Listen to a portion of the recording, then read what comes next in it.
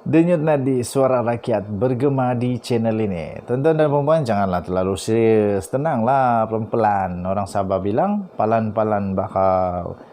Denyut nadi suara rakyat bergema di channel ini. Sekali lagi, itu adalah tagline untuk channel ini. Bagi yang pertama kali bersama-sama dalam channel ini, itu adalah tagline untuk channel ini. Tuan-tuan dan puan yang dihormati sekalian, Datuk Seri Najib Tun Razak telah dijatuhi hukuman penjara 12 tahun dan denda 210 juta ringgit yang sekarang ini bergantung sepenuhnya kepada budi bicara hakim yang arif lagi bijaksana di Mahkamah Persekutuan. Manakala isteri tercinta beliau pula, Datin Seri Rosmah Mansor, pastinya sekarang ini terkapai-kapai kepanasan kerana turun naik mahkamah. Panas bukan kerana apa, tapi panas lah kan, turun naik mahkamah penat lah tu. Iyalah, kalau kamu setuju dia turun naik mahkamah penat, kamu bagilah komen dia memang penat, ataupun denyut nadi suara rakyat bergema di channel ini, atau apa sajalah komen. Kesian jugalah. Saya pun agak kesian juga dengan Datin Seri Rosmah Mansor ni, kerana dia sudah tua, tuan-tuan dan puan-puan. Dia sudah tua dan perlu naik mahkamah. Tetapi itu semua consequence. Namanya consequence. Okey, tuan-tuan dan puan-puan. Datin Seri Rosmah Mansor kalah lagi, tuan-tuan dan puan-puan. Kali ini kalah di mahkamah. Aduh, dah banyak kali kalah Datin Seri Rosmah Mansor ni. Semua permohonan Datin Seri Rosmah Mansor semua kalah. Kecuali kes Dipak tu baru dong menang. Tapi yang ini kalah lagi. Kalah lagi, tuan-tuan dan puan-puan. Kalah nak minta gugurkan Gopal Sri Ram pun kalah. Yang ini pun kalah lagi. Tuan-tuan dan puan-puan, disahkan oleh mahkamah. Datin Seri Rosmah Mansor kalah. Rosmah Mansor gagal di dalam percubaan kedua. Rupanya ini percubaan kedua. Percubaan pertama kalah, percubaan kedua kalah lagi. Percubaan ketiga tak tahulah kalah ke menang ke. Tetapi yang pasti, disahkan Rosmah Mansor telah gagal dalam percubaan kedua untuk menarik balik hakim dalam kes pengelakan cukainya dan pengubahan wang haram, tuan-tuan dan puan-puan. Aduh, ingatkan Datuk Seri Najib Tun Razak saja yang ada kes pengelakan cukai. Rupanya Datin Seri Rosmah Mansor pun ada juga. 8x3 rupanya diorang ni. Pengubahan wang haram juga Datin Seri Rosmah Mansor telah didakwa. Apapun tuan-tuan dan puan-puan, sekali lagi saya percaya kepada keputusan mahkamah yang arif lagi bijaksana. Saya kongsikan kepada tuan-tuan dan puan-puan laporan tersebut.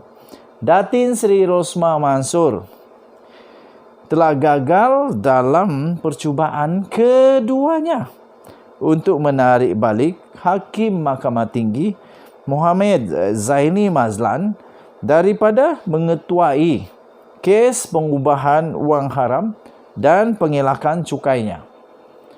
Saya senang saja, tuan-tuan dan puan-puan. Kalau tak salah, tak payah takut. Siapapun hakim, siapapun juri, kalau tak salah, tak payah takut. Kecuali ada memang perasaan takut lah. Tak tahulah kenapa takut, tetapi yalah, mungkin ada alasan-alasan tertentu yang menyebabkan Datin Seri Rosmah Mansor takut untuk Mohamed Zaini Mazlan, Hakim Mahkamah Tinggi, untuk menjadi hakim perbicaraannya.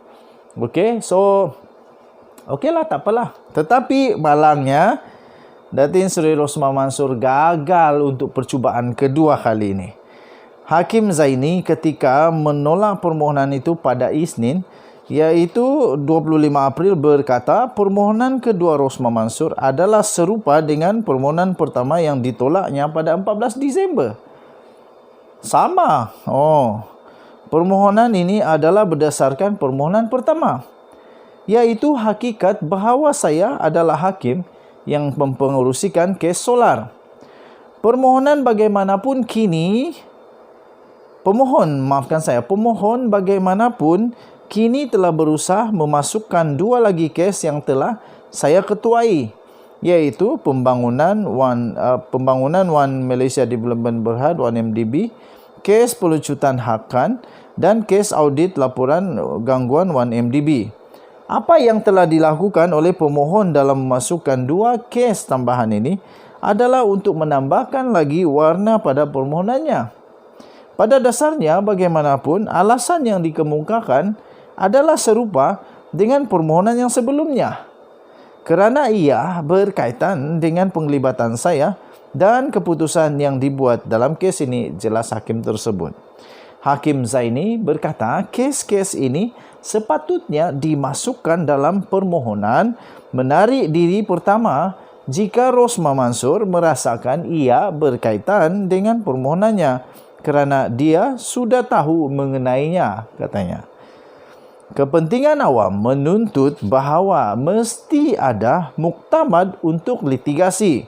Dalam itu, pihak tidak boleh dibenarkan untuk membicarakan isu yang sama berulang kali, tambah hakim tersebut. Tuan-tuan dan puan-puan, bagaimanapun Peguam Rosmah Mansor memohon penangguhan permohonan itu kerana beliau bercadang untuk merayu terhadap keputusan itu yang diberikan oleh Hakim Zaini. Alamak, tangguh lagi. Okey, tak apalah. Itu adalah proses mahkamah. So, jangan marah. Tuan-tuan dan puan-puan, justru tarik perbicaraan permulaan kes pengelakan cukai dan pengubahan wang haram Rosmah pada Khamis ini telah dikosongkan. Semasa penghujahan pada 2 Mac untuk tawaran kedua Rosmah untuk menarik balik Hakim Zaini, pihak pembelaan berhujah terdapat bahaya berat sebelah dengan Hakim Zaini mengetuai kes itu, memandangkan beliau telah mempengerusikan kes lain yang melibatkan Rosmah dan ia mungkin mempengaruhi fikirannya dari masa ke semasa. Peguam itu merujuk kepada perbicaraan rasuah sebanyak 1.25 bilion solar hybrid Rosmah dan perbicaraan gangguan laporan audit 1MDB yang melibatkan suaminya, iaitu bekas Perdana Menteri Datuk Seri Najib Tun Razak. Muhammad Zaini juga mendengar kes pelucutan hak 1MDB melibatkan Datin Seri Rosmah Mansor, Najib Razak dan beberapa ahli keluarganya yang menurut Rosmah turut memetik sebagai kes untuk menyokong permohonannya. Dalam jawapannya kepada hujah pembelaan, Timbalan Kanan Pendakwa Raya Datuk Seri Gopal Sri Ram berhujah bahawa permohonan itu cacat maut dan penyalahgunaan proses kerana ia sama dengan permohonan gagal yang pertama. Ketika menyampaikan keputusannya pada hari Isnin, Hakim Zaini juga berkata beliau bingung bahawa kes pelucutan hakan 1MDB disebut kerana beliau telah menolak kes terhadap Rosmah dan keluarganya. Bagi perbicaraan gangguan laporan audit, beliau menambah bahawa kes itu langsung tidak membimbangkan Rosmah Mansor. Dalam kes pengelakan cukai dan pengubahan wang haramnya pula, Rosmah menghadapi sebanyak 17 pertuduhan membabitkan 7.1 juta ringgit Malaysia yang didakwa dipindahkan ke akaun bank pribadinya di antara 2013 dan 2017. Pertuduhan itu dirangka di bawah pencegahan pengubahan wang haram, pencegahan pembiayaan keganasan dan hasil daripada aktiviti haram 2001. Di bawah 8 pertuduhan yang pertama, dia didakwa terlibat dalam pengubahan wang haram dengan terlibat secara langsung dalam transaksi membabitkan hasil aktiviti yang menyalahi undang-undang berjumlah 1.1 juta ringgit Malaysia yang dimasukkan ke dalam akaunnya. Bagi pertuduhan yang ke-9 sehingga ke-12, Rosmah didakwa terlibat secara langsung dalam 227 transaksi yang membabitkan hasil aktiviti haram yang berjumlah 6 juta yang turut dimasukkan ke dalam akaunnya. Hui, banyak ni. Pada pertuduhan ke-13 sehingga ke-17 pula, tuan-tuan dan puan-puan, dia dituduh terlibat dalam pengubahan wang haram dengan gagal memfailkan penyata jumlah wang yang dipositkan ke dalam akaunnya seperti yang dikehendaki di bawah Akta Cukai Pendapatan 1967. Sementara itu, mahkamah itu juga menetapkan pada 24 Mei 2022 ini untuk pengurusan kes permohonan Rosmah Mansor untuk menarik balik bekas Hakim Mahkamah Persekutuan iaitu Gopal Sri Ram daripada mendakwa kes itu. Dia memohon penarikan diri pada Januari tahun ini. Tuan-tuan dan puan-puan, Artikel ini telah dikeluarkan di dalam satu blog ataupun laman web antarabangsa terkenal dan memang mempunyai fakta yang tepat, iaitu daripada theedgemarkets.com. Tuan-tuan dan puan-puan, dikeluarkan di dalam theedgemarket.com 25 April 2022 dengan tajuk Rosmah gagal dalam percubaan kedua untuk menarik balik hakim dalam kes pengelakan cukainya dan juga pengubahan wang haram. Denyut nadi, suara rakyat bergema di channel ini.